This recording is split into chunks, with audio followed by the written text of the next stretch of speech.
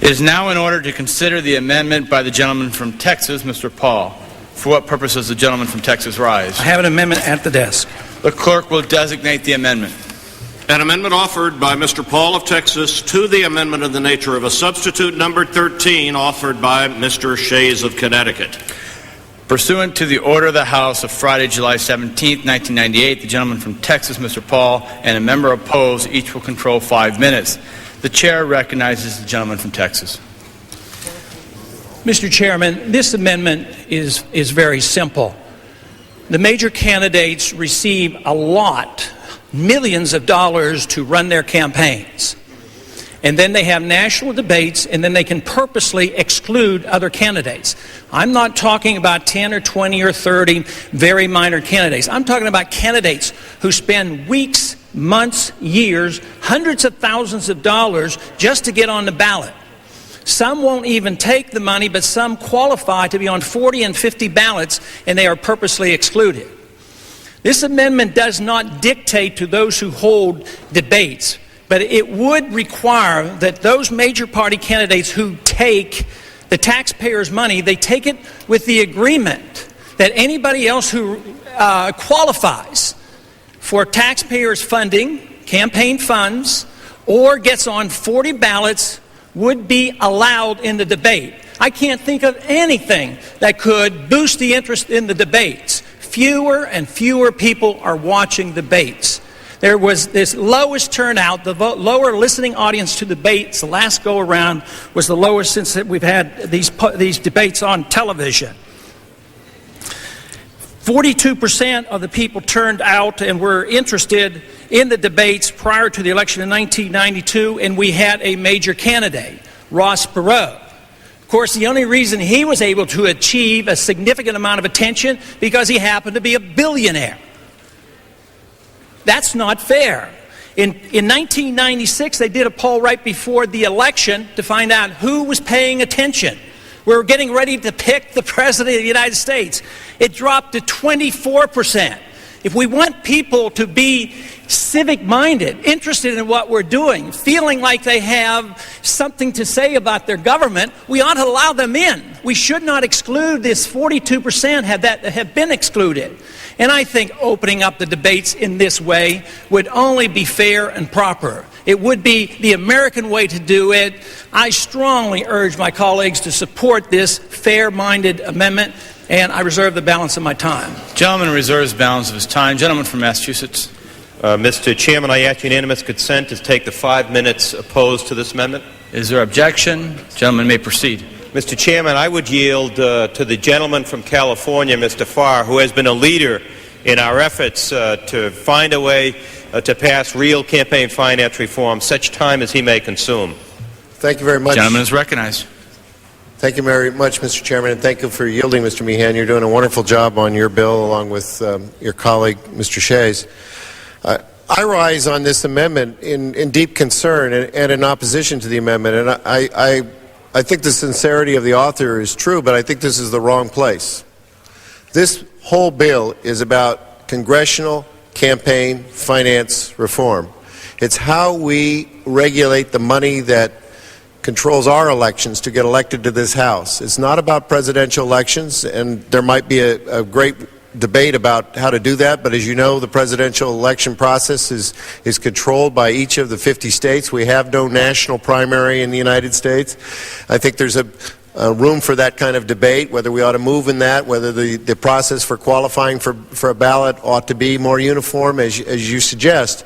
But to take your idea about presidential debates and move them into this bill is, I think, the wrong way to go. The wrong place, the wrong time, and frankly, the wrong issue.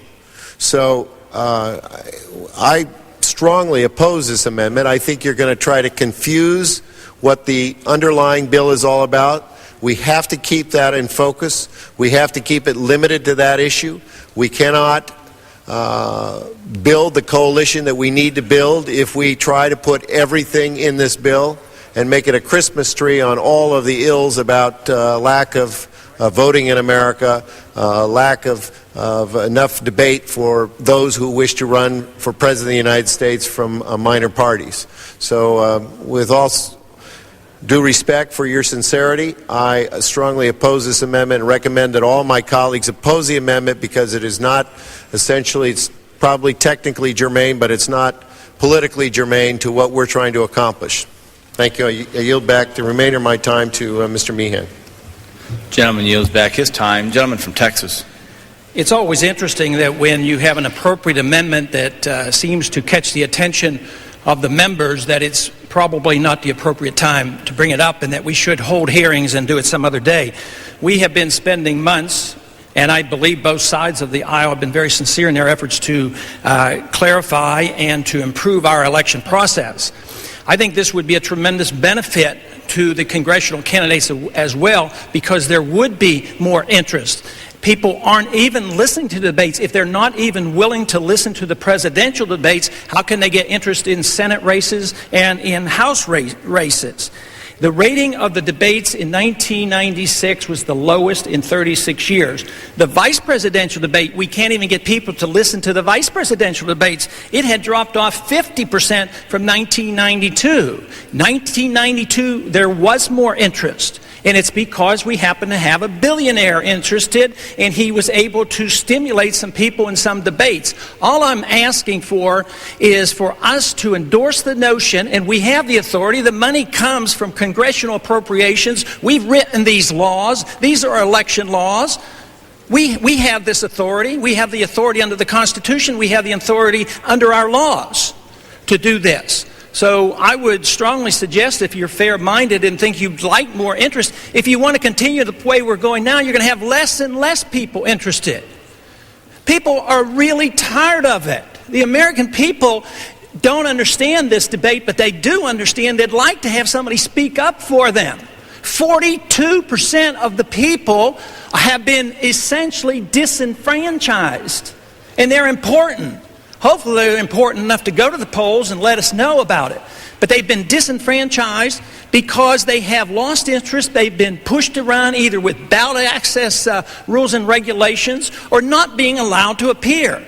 Now, this does not mean those candidates more on the right would happen to be in the debate or more on the left. It would open it up.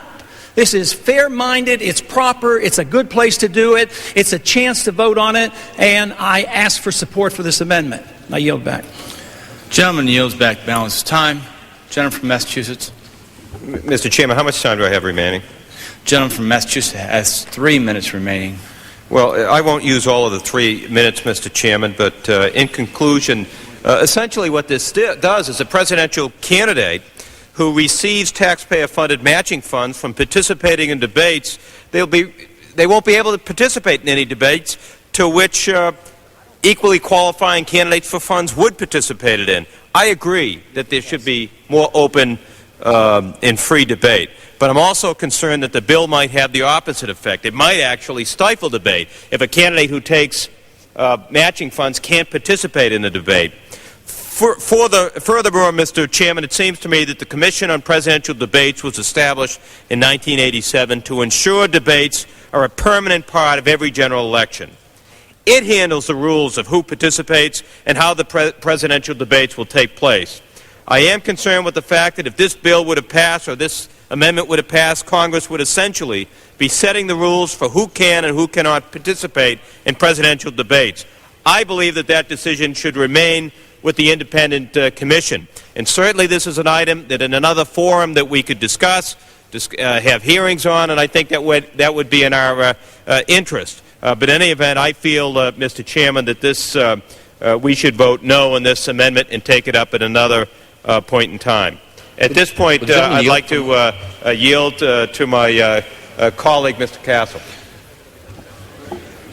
Thank you, Mr. Chairman. I agree with the gentleman from Massachusetts on this, and in a way have a lot of sympathy for the amendment, because I am one who feels that everyone should have a right to participate in these debates and opportunities. But there are times in almost any election, particularly at a presidential level, in which we need to focus on the candidates who are going to be the major candidates who the majority of people by far in this country are going to vote on. And I think it should be up to the independent commission to make that decision so that they can formulate it, come forward with it.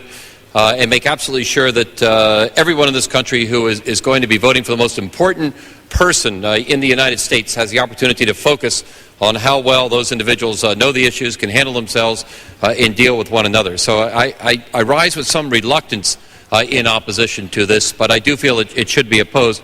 In addition, I would just like to take this moment to thank Mr. Meehan and Mr. Shays for the extraordinary work which they have done on this piece of legislation. It really has been an exceptional effort by them, and I think they deserve all the credit we can possibly give them. And indeed, at some later point, perhaps an amendment like this should be considered, but I think in the context of this particular bill and with the language which is in this amendment, we should rise in opposition to it, and I would encourage us all to oppose it. And I yield back whatever time I have left to Mr. Meehan. And, Mr. Chairman, I yield back the balance of whatever time is left. All time having expired. The question is on the amendment offered by the gentleman from Texas, Mr. Paul. Those in favor say aye. Those opposed, no. In the opinion of the chair, the noes have it. Mr. Chairman, The gentleman from Texas. I ask for a recorded vote. Pursuant to House Resolution 442, further proceedings on the amendment offered by the gentleman from Texas will be postponed.